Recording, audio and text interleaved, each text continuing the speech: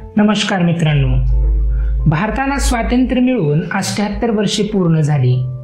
भारताला स्वातंत्र्य मिळवून देण्यामध्ये डॉक्टर बाबासाहेब आंबेडकर, पंडित जवाहरलाल नेहरू, महात्मा गांधी, सरदार वल्लभभाई पटेल, डॉक्टर राजेंद्र प्रसाद यांचे योगदान आपण कधीही विसरू शकणार नाही. सवर्ण हिंदूंनी मोगलांची 600 वर्ष तर ब्रिटिशांची 200 वर्ष गुलामी सोसली, तर दुसरीकडे दलितांनी मोगलांची व ब्रिटिशांची गुलामी तर सोसलीच, त्याहीपेक्षा जास्त दलितांना सवर्णांची गुलामी सोसावी लागली. तर दलित म्हणजे कोण? दलित म्हणजे त्या जाती ज्या SC ST मध्ये येतात. SC ST मध्ये एकूण 109 जातींचा समावेश आहे. तुम्ही माझ्या पाठीमागे या 109 जाती कोणत्या आहेत याची लिस्ट पाहू शकता. या सर्व 109 जातींना परमपूज्य डॉक्टर बाबासाहेब आंबेडकर यांनी सर्व सुविधा उपलब्ध करून दिल्या व या 109 जातींना बाबासाहेब आंबेडकर यांनी राजकीय अधिकार, मताचा अधिकार, शैक्षणिक अधिकार, स्वतंत्र मत व्यक्त करण्याचा अधिकार, संपत्ती कमावण्याचा अधिकार, कोणताही व्यवसाय करण्याचा अधिकार, हे सर्व अधिकार संविधानाच्या माध्यमातून प्राप्त करून दिले.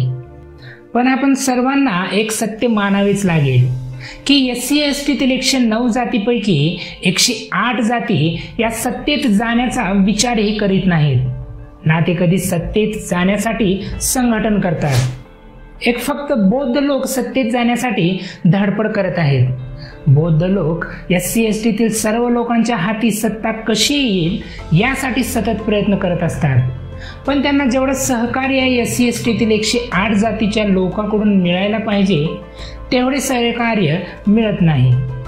वरील सर्व अधिकारापैकी मताचा अधिकार सर्वात महत्त्वाचा अधिकार आहे आणि याच मताच्या अधिकाराचा वापर करून या SC ST तील 109 जाती राजकीय सत्ता कशी मिळवतील हा खूप महत्त्वाचा आणि गंभीर प्रश्न आहे. महाराष्ट्रात SC ST समाजाची सत्ता येण्यासाठी राजकीय, सामाजिक आणि आर्थिक स्तरावर ठोस काम करणे आवश्यक आहे. काही महत्त्वाचे मुद्दे आहेत ते मी तुम्हाला सांगतो.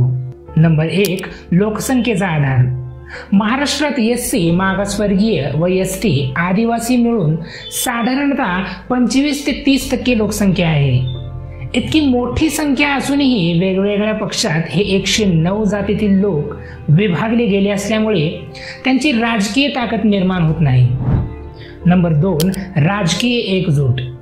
SC ST समाजासाठी स्वतंत्र राजकीय पक्ष किंवा मोठे राजकीय आघाडी निर्माण करणे गरजेचे आहे. छोट्या छोट्या गटांनी वेगळे लढल्यामुळे या लोकांना सत्ता मिळणे अवघड जात आहे. बाबासाहेब आंबेडकरांनी स्थापन केलेल्या स्वतंत्र मजूर पक्ष किंवा रिपब्लिकन पार्टी यांचा वारसा जपून त्याला आधुनिक स्वरूपात पुढे नेण्याची खूप गरज आहे. नंबर 3 आहे विचारांचा प्रसार. SC ST समाजात फुले शाहू आंबेडकर विचारसरणी व त्यांचा वारसा पसरवणे आवश्यक आहे. शिक्षण, सोशल मीडिया, साहित्य, नाटक, चित्रपट या माध्यमातून SC ST च्या लोकांना सत्तेचे महत्त्व समजावले पाहिजे. नंबर 4 आहे इतर वंचित घटकासोबत युती. फक्त SC ST नाही तर OBC, मुस्लिम, इतर वंचित समाज यांना सोबत घेतल्यास बहुसंख्यांक आघाडी तयार होऊ शकते. अशा एकत्रित आघाडीतून सत्ता मिळवणे सोपे जाईल. नंबर 5 आहे नेतृत्वाचे घडण. प्रामाणिक, शिक्षित, दूरदृष्टी असलेले तरुण नेते पुढे यायला हवेत.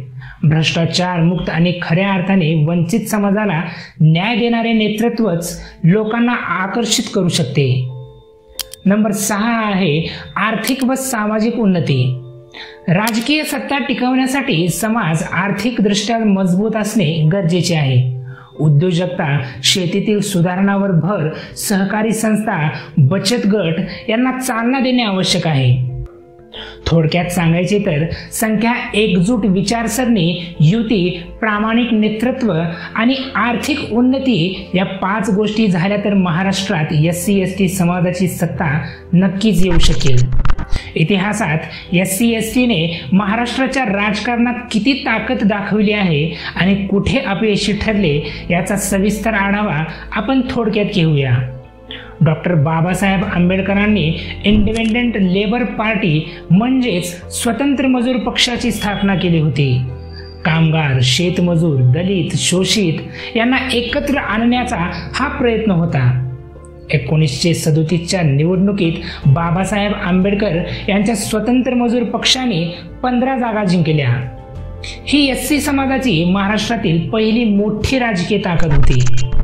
आरपीआय पक्षाची मुंबई नगरपालिकेपासून विधानसभेत चांगली ताकद होती, पण अंतर्गत फूट, वैयक्तिक स्वार्थ, नेतृत्वातले मतभेद यामुळे आरपीआय पक्षाचे अनेक तुकडे झाले. यामुळे सत्ता मिळवण्याची ताकद कमी झाली. 1940 ते 50च्या काळात आदिवासी चळवळी झाल्या.